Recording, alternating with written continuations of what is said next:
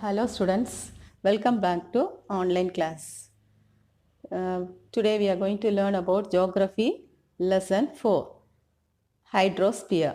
Already we have learned lithosphere 1 and 2 and atmosphere. This is the fourth lesson, hydrosphere. Okay, you all know already what you meant by this hydrosphere. Hydro means what? Water, isn't it? So in this lesson, we are going to study about the importance of water and about the water. This water also two types, fresh water and the salt water. Okay, so what are the objectives of this hydrosphere means? Importance of water, to know about the nature, use and distributors of fresh waters and salt water and the relief features of ocean floor and movement of ocean water, resource and need for conservation. First one, introduction about this hydrosphere. We all know that where we are living. Where we are living, students, we are living on the earth, isn't it? So this earth consists of four spheres. Do you know what are the four spheres of the earth?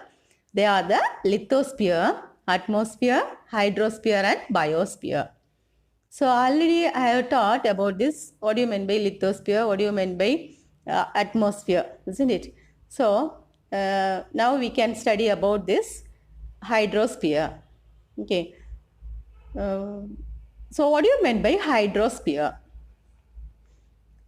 One of the hydrosphere means, hydro means water, isn't it? Sphere means it is round in shape. Already I have taught that. One of the most indispensable natural resources on our earth is water. So which is very important for a human being? That is the water. So the earth is also called the blue planet. Okay. So the earth is, what is the another name for earth? The earth is also called as blue planet. Why it is considered as blue planet? That means it holds water in abundance and thus stand unique among all other planets. So hydrosphere consists of water in various forms found on the earth. How much percentage of water is means 97% of water is present in this earth. Okay, on the earth's surface is confined to ocean. Less than 3% of water is held on land. Okay, please listen. This earth is also called as blue planet, and in the earth the hydrosphere, how much percentage of water is on the earth? That is 97%. And how much percentage of land? Only 3%. Okay. Land, as glaciers, ice caps, so groundwater, rivers, lakes and also as the water vapor in air. So from this picture, what you can understand, there is the hydrological cycle. Okay, hydrological cycle. What do you mean by this hydrological cycle or water cycle? What is another name for this hydrological cycle? That is the water cycle. How it is come means, from the sea or lake or pond, the water will evaporate and it will be condensate and precipitation will occur. Like that, the cycle will go on. The earth's water is not static. It is always in motion.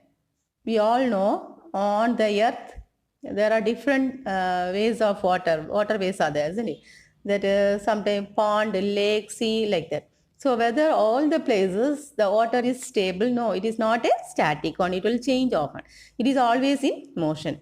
This continuous movement of water on above and below the earth's surface is called the hydrological cycle. So there is one question also. What do you mean by hydrological cycle? The continuous movement of water on above and below the earth's surface is called the hydrological cycle. Next, the three major processes involved in the water cycle are evaporation, condensation and precipitation. So what are the three important processes involved in the water cycle? They are the evaporation, condensation and precipitation. So water changes its form constantly, that is ice, water and water vapor. This process happens in the blink of an eye or even over millions of years. Okay, students. So there is one question also. What do you mean by hydrological cycle? There is the continuous movement of water on, above and below the Earth's surface is called the hydrological cycle. So we all know that Earth's water is not a static one. It is always in movement. So what do you mean by hydrological cycle? It is the continuous movement of water. Okay. So what are the three major processes involved in the water cycle is evaporation, condensation and precipitation. Okay. Water resources of water of the earth can be broadly divided into two types of water. What are the two types? Fresh water and salt water. Okay. Now, first one, fresh water. What do you mean by this fresh water? Mostly, rainwater is considered as the fresh water. Okay. Why it is considered as fresh water means it contains less proportion of salt compared to ocean water. So, hence it is called as fresh water. So, which was considered as fresh water? Rainwater. Why it is considered as fresh water? Because of less proportion of salt. Okay. A major part of fresh water is found in the frozen state in the form of ice caps and glaciers. Around how much percentage? Only 1% of it found in the liquid state as river, stream, lake, pond, etc. Surface water may also penetrate through porous rocks and get collected beneath the earth's surface. This is called groundwater. So, what is called groundwater?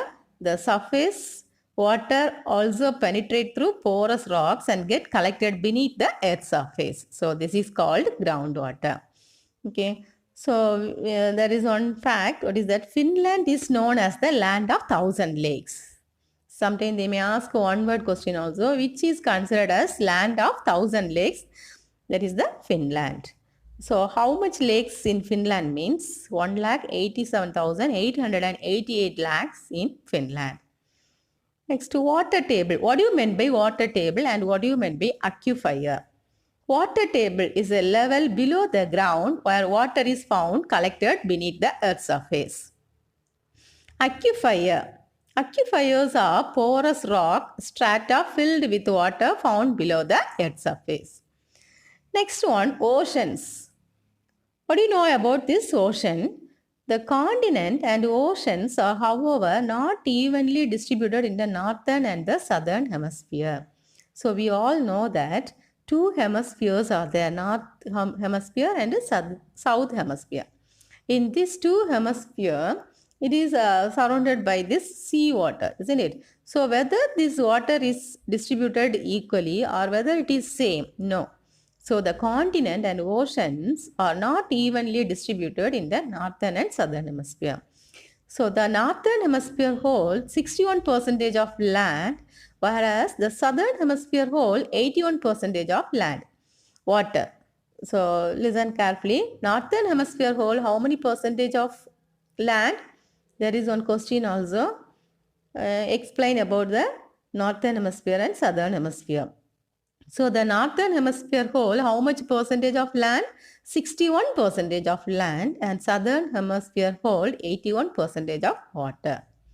Why it has occurred, do you know? It is because of this pattern of land and water distribution. The northern hemisphere is called as the land hemisphere and the southern hemisphere is called as the water hemisphere. Listen students once again. Roman number 5, question number 1. There is one question. Roman number 5, Roman number 5, question number 1. Give reasons for the following. The northern hemisphere and the southern hemisphere are called land and water hemisphere respectively. So, there is one important question also.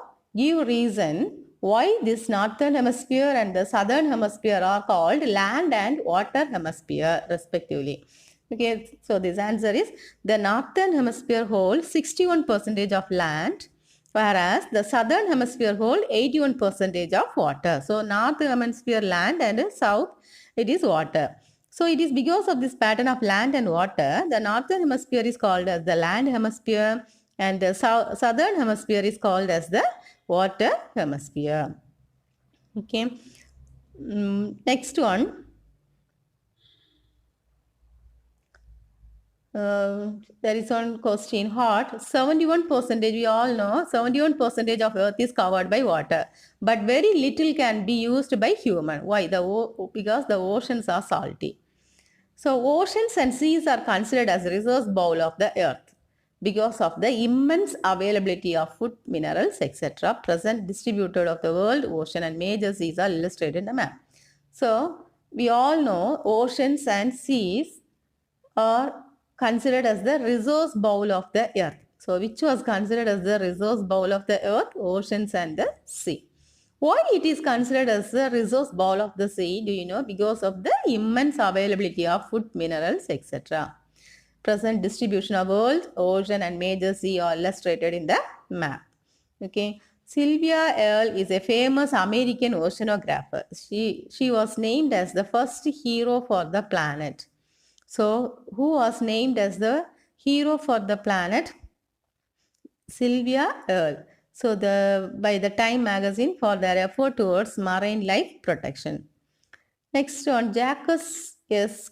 Cousteau, 1910 to 1997, was a famous French ocean explorer who conducted extensive undersea investigation. He belonged to the information service of the French Navy and was sent on missions to Shanghai and Japan in 1935 to 1938 and in the USSR 1939. So cross of war, when this cross of war was happened means 1939 to 1945. US President Medal for Freedom 1985. Next, so already we have learned about this hydrosphere, hydrological cycle, freshwater and ocean. Okay, so give reason also. One question you have learned. Why northern hemisphere is considered as the land and southern hemisphere is considered as water. We all know how much percentage was hold in the northern hemisphere? Only 61 percentage, and the southern hemisphere 81 percentage of water. So northern hemisphere was considered as the land and southern hemisphere is called as the water hemisphere. Next heading is the relief of the ocean floor. Next one, relief of the ocean floor. There is one question also. What are the relief of this ocean floor? Roman number 4, question number 3 also. Mention the various relief features of ocean floor. Mention the various relief features of ocean floor.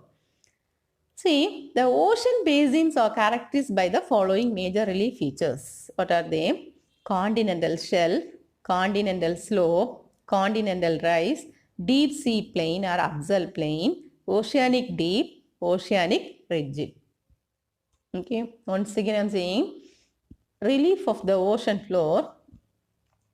Mention the various relief features of ocean floor. What are the various relief features of ocean floor? Say there are 6 relief features of ocean floor. They are continental shelf, continental slope, continental rise, deep sea plain or axial plain, oceanic deep or oceanic ridge. First one, continental shelf. What do you mean by this continental shelf? Okay. Continental shelf means what? A shallow and gently sloping platform extending out from the adjoining continental landmass into the sea is called continental shelf. Okay, there is one detailed question also here about these relief features of write a paragraph on the origin of ocean. So we want to write all these explanation also. Continental shelf, continental slope, continental rise, deep sea plain or axial plain, oceanic deep and oceanic ridge. So first one, continental shelf. Please listen carefully. What do you mean by this continental shelf? It is a shallow and gently sloping platform.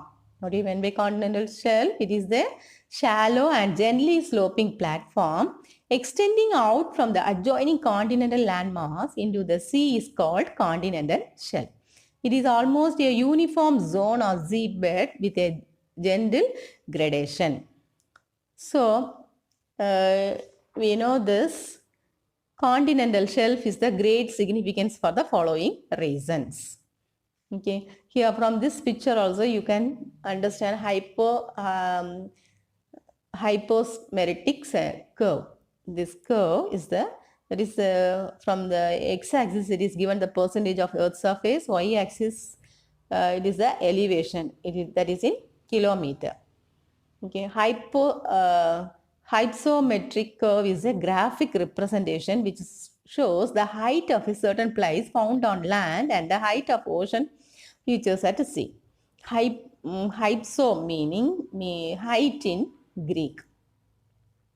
Okay, so hypsometric curve is a graphic representation which shows the height of a certain place found on land and the height of ocean features at sea. Between the land and the sea, the showing the height is called the hypsometric curve. Here, next also one important question. Continental shelf provide good fishing ground. Why continental shelf contain good fishing ground? This is very important question. The continental shelf is of great significance for the following reason. Okay, Roman number 5, question number 2. This is on the first point, isn't it? So the continental shelf is of a great significance, very, very important for the following. Why it is important? So it is important for the fishing ground. Okay, mostly in that place only we are getting more fish. So this continental, they are shallower. This enables sunlight to penetrate through the water. So this encourages abundant growth of grass, sea, weeds and plankton. So hence this zone became the richest fishing ground in the world. Example, the Grand Bank of Newfoundland.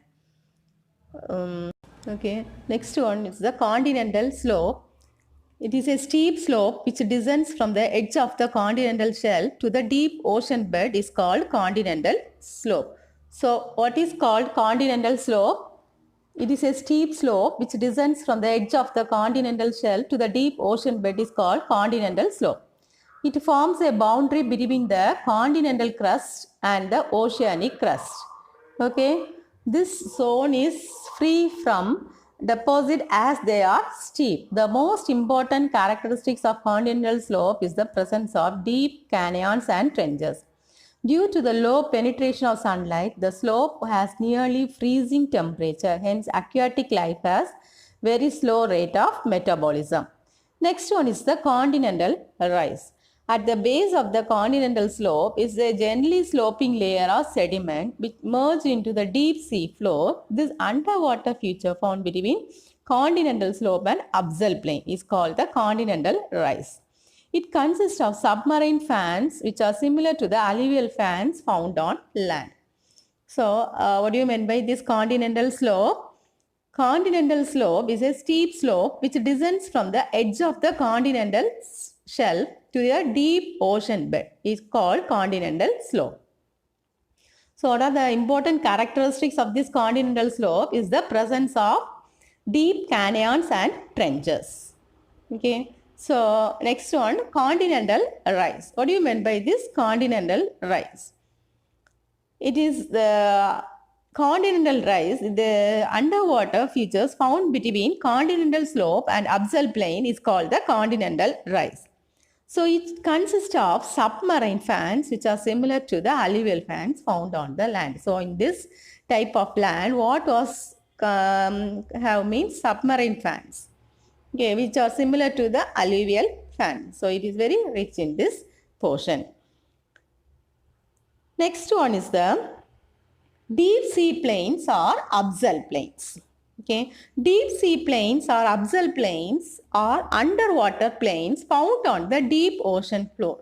Where you can see this deep sea plains or abyssal plain in the deep ocean floor. These plains extend from continental rise to the mid-oceanic ridges. The gradient of the slope is very gentle and it appears as a uniform, flat and featureless plain. These plains are usually covered by the thick layers of sediment composed of clay, slit and sand brought by the rivers. These are often characterized by features like abyssal hill, seamount, gourds, coral, atoll, etc. Okay. Deep sea plains. There is one important question also. Roman number 6. Question number 2. What is, Roman number 6, question number 2. Distinguish between abyssal plain and ocean deep.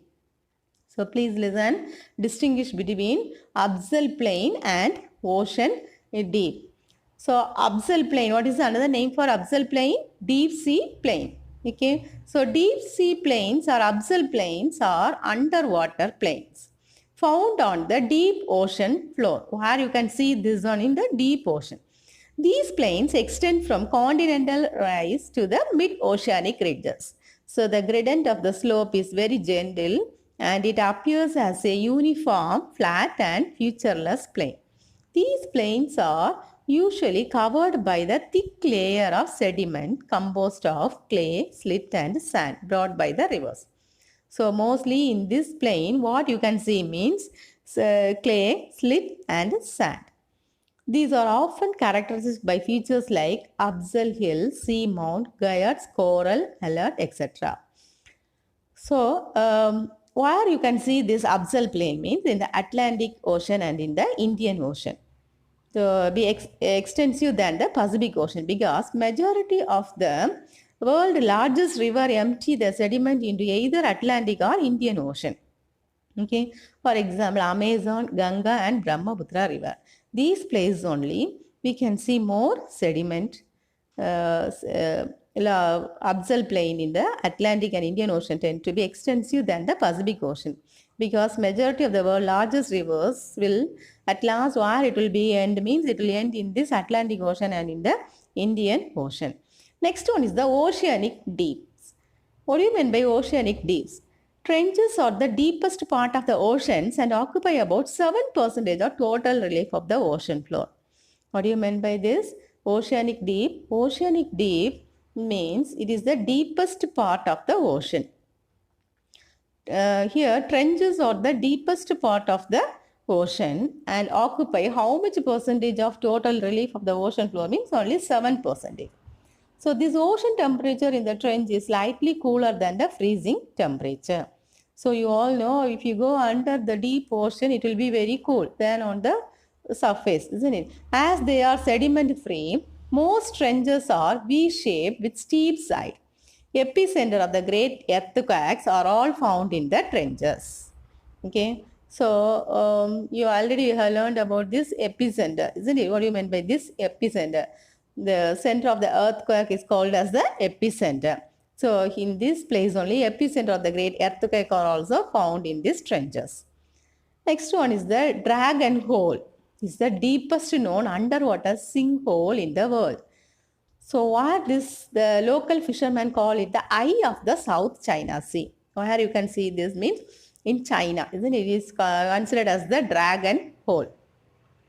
So in local language, they will say it is the eye of the South China Sea. So Dragon Hole is the deepest known underwater sinkhole in the world. It will be like a hole. Next one is the oceanic ridge. What do you mean by this oceanic ridge? Oceanic ridge is a continuous submarine mountain chain. They are made of young basalt rock formed when two tectonic plates move apart. How this oceanic ridge is formed means oceanic ridge is a continuous submarine mountain chain. They are made of young basalt rock formed when two tectonic plates move apart. So the mid-oceanic ridge is probably the most extensive single feature of the Earth's topography. Two of the most well-known mid-oceanic ridge are the Mid-Atlantic Ridge and the East Pacific Ridge. The Mid-Atlantic Ridge is the largest unbroken oceanic ridge. So which is the largest unbroken oceanic ridge? That is the Mid-Atlantic Ridge. Here, do you know they have, we can see that fathoms, isobath and isohaline. What do you mean by this fathoms? Fathoms means a nautical measurement of the depth of water in the ocean. Isobath. What do you mean by isobath? It is an imaginary line on the map joining the points of equal depth. And isohale, it is also an imaginary line on the map joining the point of equal salinity in oceans. Okay, students. Thank you, students. So, remaining in the next class, we can learn. So, from this, you can frame one word question and learn. Okay, thank you.